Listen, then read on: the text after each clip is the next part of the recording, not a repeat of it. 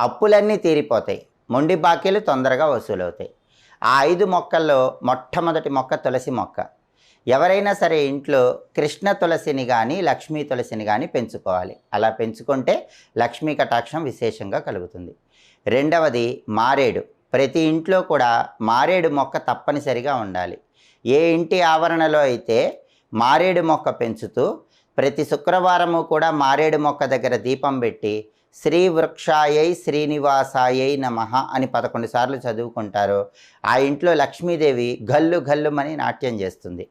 ఆ తర్వాత మూడవ చెట్టు ఉసిరిక చెట్టు. ఈ ఉసిరిక చెట్టులో పెద్ద ఉసిరి అని ఉంటుంది.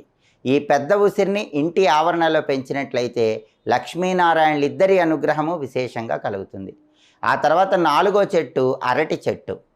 ఏ ఇంటి ఆవరణలో అయితే అరటి చెట్టు పెంచుతారో ఆ ఇంట్లో ఎలాంటి కష్టాలు ఉండవు. డబ్బు పరమైన